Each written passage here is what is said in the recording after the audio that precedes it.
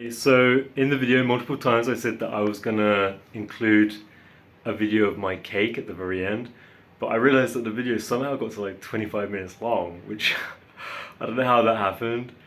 So I'm gonna put the video of the cake at the very beginning because I'm quite proud of it. There you go. So this is Napoleon cake. It's hard to like show you. It's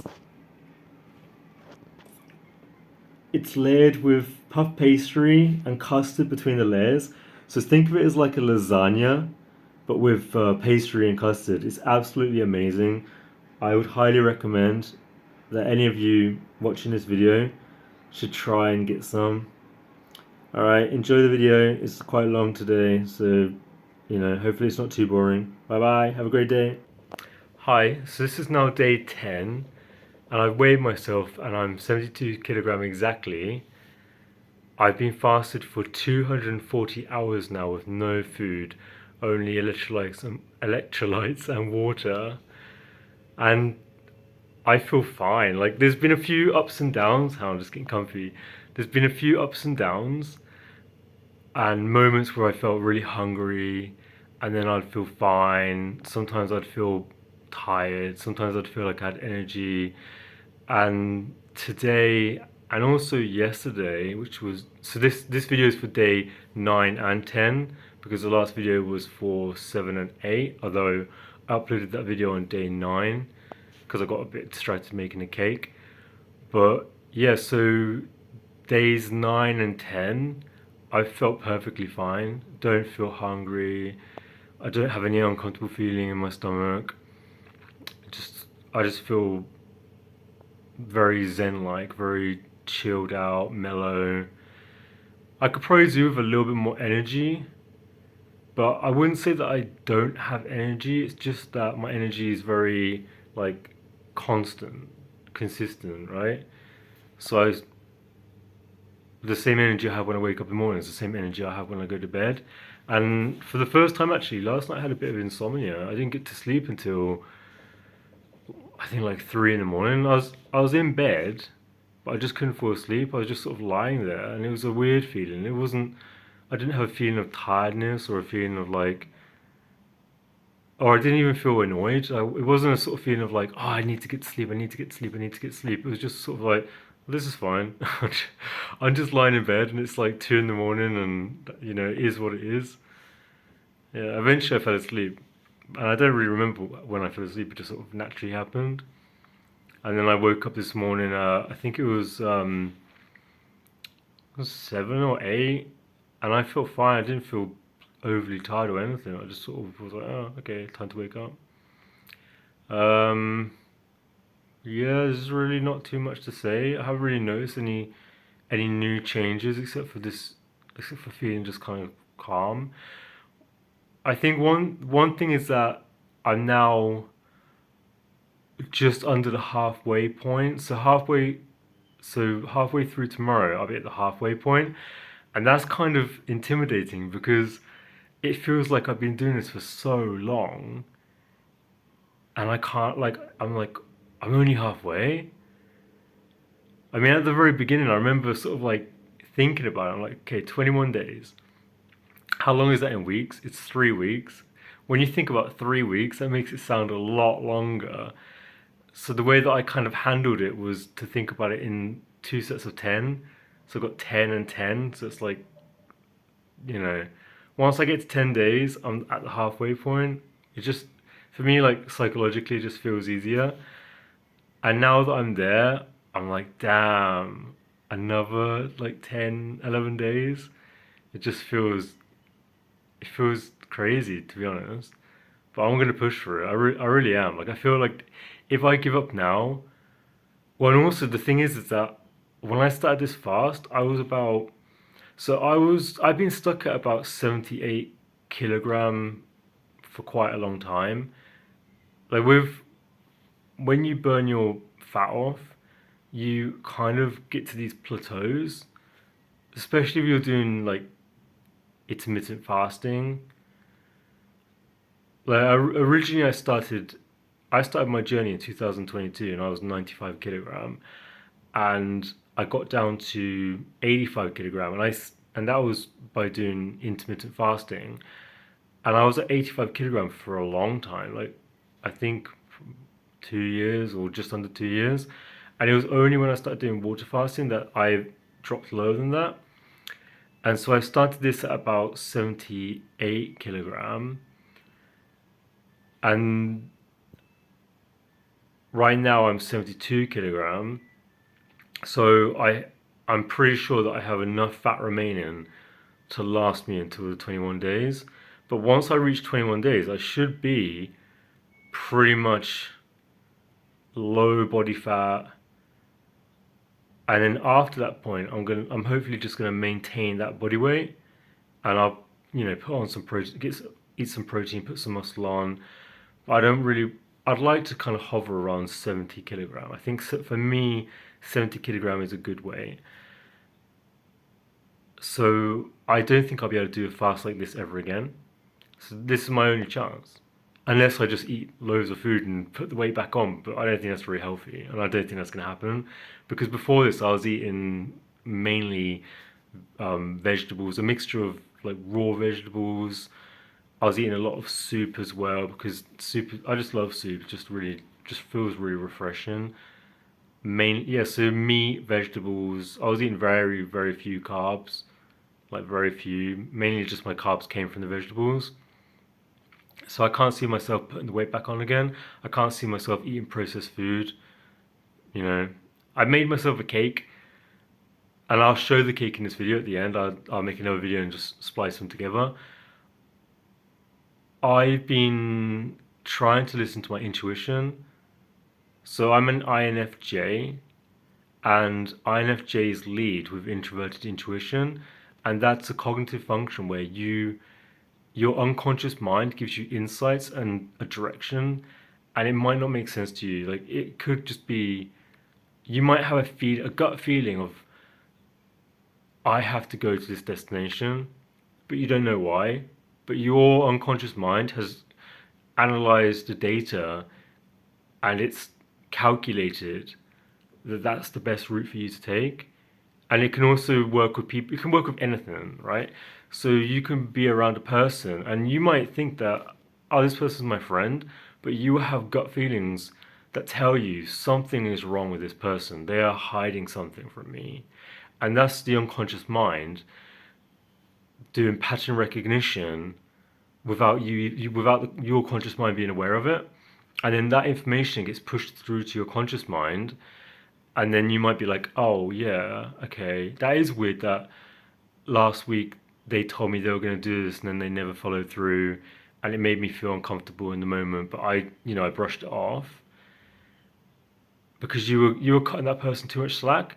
But maybe their actions indicate that there's more going on with that person than you might be consciously aware of, right? So anyway, I think it was on the sixth day, or maybe before that, I can't remember, but I was just thinking about cakes. And I used to live in East Europe, and there's a cake it's a Russian cake called Napoleon cake. It's absolutely one of the tastiest cakes I've ever had. I mean, my favorite cake is probably cheesecake, but Napoleon cake is a very close second, or maybe they're, joint first. It's pretty much just puff pastry so it's layers of puff pastry mixed with custard between the layers, and then you leave it to sit or you put it in the fridge for a couple like 2 days, and the custard absorbs into the puff pastry layers, and it's just when you cut through it, it's just so succulent. It's just so I don't know. Try and find some if you can, or if you live in East Europe, go buy yourself a Napoleon cake and enjoy it. I'm jealous. Like I used to buy them all the time when I lived in East Europe. I know it's not healthy, but sometimes you have to treat yourself. And for me personally, like my guilty pleasure is just enjoying a good cake. And I've had some amazing cakes in my life. Like I've known people that bake their own cakes, and homemade cakes are just another level. Um, yeah, so I was getting these urges to bake a cake, and I was looking at pictures of cakes, I was looking at recipes. I was showing my friend, I was like, hey, check out these cakes. And he was like, yeah, it looks cool, it looks cool. He's like, you're talking about cakes an awful lot. And I was like, yeah, you're right. And I realized, like, this is my intuition. My intuition was telling me to bake a cake, and I think the reason why is because it was a test. So it was on today's day 10, so 9. So on the eighth day, I just said to myself, okay, I'm gonna go to the supermarket. I'm gonna buy all the ingredients. I didn't even have like a rolling pin or anything, so I had to go and buy all the gear. Because I've baked in my entire life, I baked one cake, and that was only because I had some flour that was in the cupboard and it needed to be used up, and I was just thought, oh, I'll bake a basic sponge cake, and it turned out a bit like dry and not very tasty. It was, it was edible, but it was nothing special. I just threw together some ingredients and just sort of hoped for the best. But yeah, I went and bought everything. And on the evening of the eighth day, I spent hours. I mean, this cake took me so long. I don't have a food processor, so I had to make the puff pastry by hand. I had to chop up all the butter with flour. It took me ages, but at least my cake's, properly authentic, how it would have been made going back hundreds of years ago. And yeah, so during the process of baking the cake, I started at 7, like 7:15 in the evening. I didn't finish baking that cake until gone midnight. It took me ages because one thing is that the different stages you need to leave things to rest. So once I made the puff pastry and rolled it all into 12 different balls for each layer, they had to sit in the fridge. Then I had to make the custard, and then after cooking the custard is a whole making homemade custard is a whole process. I didn't even realize how much was involved. Once you make the custard, then you have to let that sit in a tray with cling film on top to stop it from developing a skin. That has to sit until it's room temperature, which takes ages. And then you have to roll, then you take out from the fridge, you take out your puff pastry balls, you roll them out, and that was hard. And then you have to bake them one by one.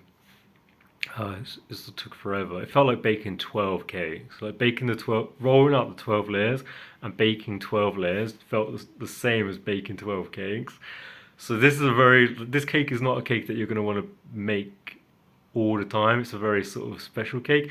And I'm kind of wondering now, like, how the hell do they make so many in East Europe and Russia? Like, they must have a factory that's just specifically designed to making all this stuff efficiently, because it's not an efficient cake to make with your own hands.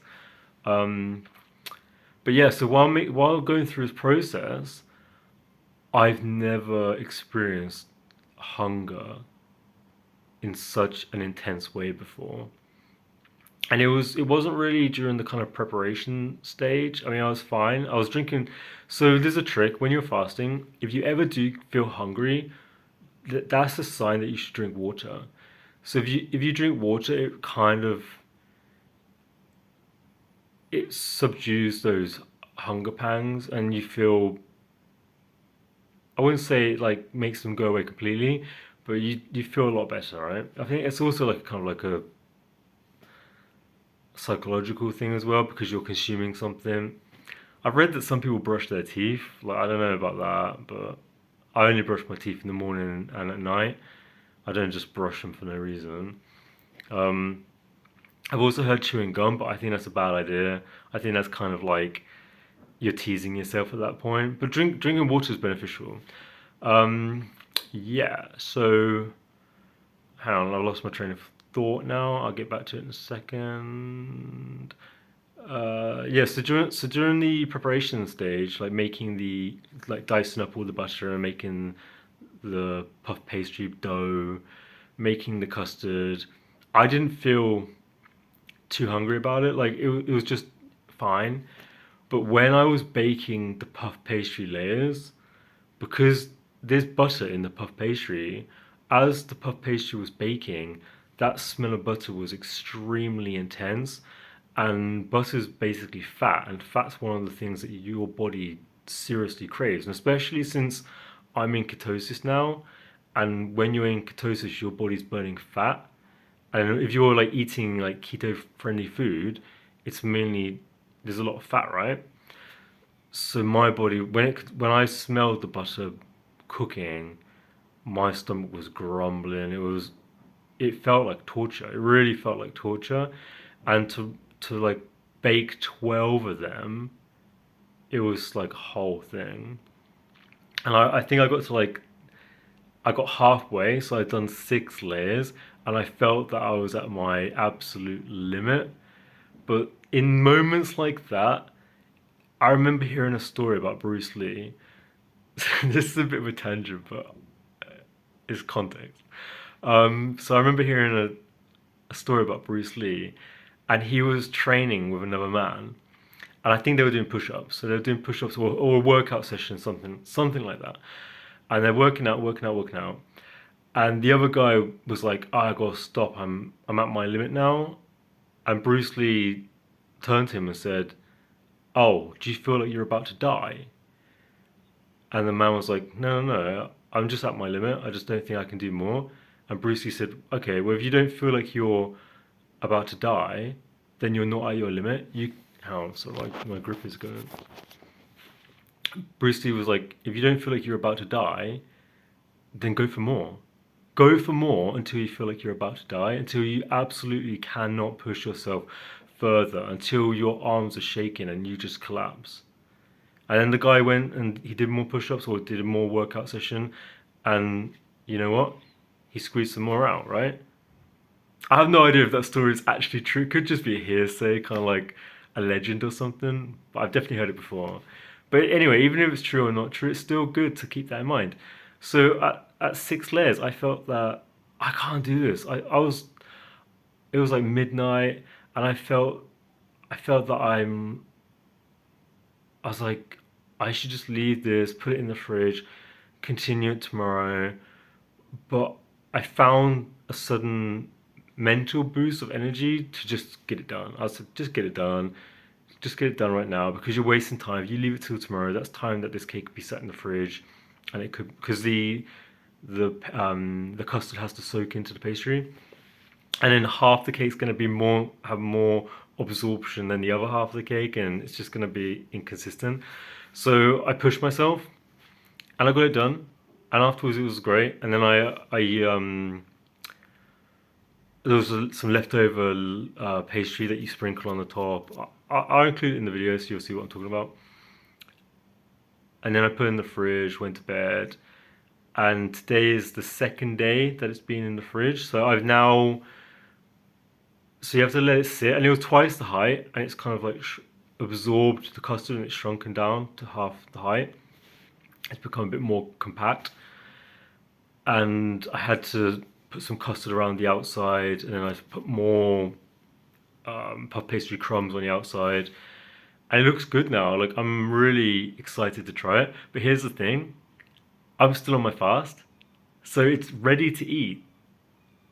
It's pretty much ready now. I mean, a few more hours, it's probably a bit better, but it's ready to eat. I can't eat it. And that's the whole thing. Like that, I think that's the whole thing that my intuition was trying to tell me. It's that in the past, I would cook food, and while I'm cooking food, I'd be like, oh, and that's another thing. Like while I was making this cake, I couldn't taste it as I went. So I'm making the custard. I don't know if I put enough sugar, too much or too little sugar. I have no idea. I don't know. I followed the recipe, but the recipe had sort of like ranges. So it was like you could put 1.5 cup of sugar or 2.5 cups of sugar. So I sort of went for the middle. So I put 2 cups. But I still don't know if it's enough. I mean, usually when I cook, I sort of taste things and I make my own adjustments.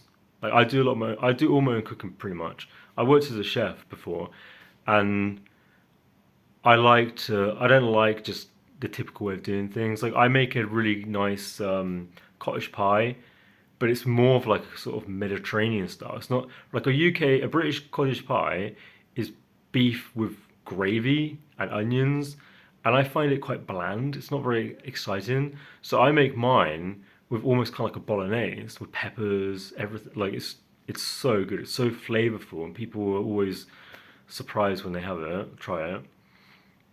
They're like, "Wow, this is really nice. Never had anything like this before." So yeah, so my intuition pushed me to make this cake, and it's just a test. Can I make something without instantly wanting to eat it? A lot of people will make let's say you're gonna make cookies or something, and you'll be eating the dough out of the container and just like licking your finger, making custard and like licking your finger and just tasting it. Can you do that without eating the food? Probably not, because it's so instinctual, right? Food's right there in front of your face. Like in a way, like according to nature, you'd be crazy not to eat it. So I think it's been a good test for me. And the cake's now in the fridge, and I'm gonna give my so I live with a flatmate, like house share, whatever, where you want to call it. In America, you might call it a roommate. Although we have our own independent rooms. I never understood that. You call yourself roommates and yet you don't share a room. It's like housemate, flatmate. Can you say apartment mate? I mean, that sounds a bit strange. But anyway, um, yeah, so I'm gonna give him some to try today or maybe tomorrow. And then, because he works late nights. So I'm gonna give him some, see how he likes it, because he's never had Napoleon cake in his life. So it'd be really interesting to see his reaction. I'm quite excited. And then the rest of it I'm gonna put in the freezer. And it's not like the most ideal thing, like freezing the cake and then you have to like defrost it. But it's my only option because I'm not giving a whole cake to my mate. I mean, this thing took me ages to make. I'm gonna have some of it, so I'm gonna put it in the freezer, and then I can't have it straight away because I'm gonna break my fast with chicken broth, chicken bouillon, and then I'll probably move to stuff like avocados and vegetables, raw veg, that kind of thing. But probably like a few days, or a couple, mm, at least after 3 days, maybe more than that to be honest, because it like a cake is quite high in carbs. I mean, it's basically pretty much all carbs, but anyway, I'm gonna treat myself with this cake, and it'd be my reward. And then if it tastes good, because I don't know, it might taste awful to be honest. But if it tastes good, then in the future I might bake more cakes for myself as a treat. Not all the time, just like if I meet milestones. So I keep my own. In the past, I was quite bad at like scheduling my life, and I would just do things as they naturally occurred to me, which is because I have low extroverted thinking. So extroverted thinking is about making tangible representations of your thoughts. So it's all about, you know, creating data, like making presenting data in a readable format, or making yourself schedules or keeping a calendar, that kind of stuff. It's not one of my main cognitive functions. Like, um, so this is Jungian psychology. So you might want to read into that. This could be totally like I'm talking nonsense to a lot of you, but anyway. So I have low extroverted thinking. So I kind of try to restructure my life and keep keep a spreadsheet of all the things that I do. And as part of that, I put down like goals. So like one goal might be like, hey, I'm working on this project. I need to finish this project by this date. And not often, sometimes I don't meet those dates, and I could, like I could push myself a bit harder, and I could meet those dates. And I think maybe one reason why I sometimes don't meet my deadlines is because I don't I very rarely give myself rewards. Like I buy only essential things. I don't treat myself to things. I'm not very I'm not a person who's very, what's it, materialistic, right? And maybe I should be a little bit more materialistic, or do things for myself which might not be like so healthy or something, right? So that's kind of my thought process and going forward in the future. And also like baking cakes is a skill. So it's not just that I'm eating unhealthy food. I mean, I could go to the shop and buy a cake for £10, or I could spend the same money and also learn how to bake that cake and make a healthier version because it's not got all the additives and it's just made with simple ingredients. Okay, well, I've rambled for quite a bit now, gone on a whole thing about cakes. Yeah, that's about it. So this is day 10. I'm gonna keep going. So I've got another 11 days. Sounds crazy, but we'll see how it goes. and I'll keep you up to date. And I'll also show you the cake in a moment. Bye and have an amazing day.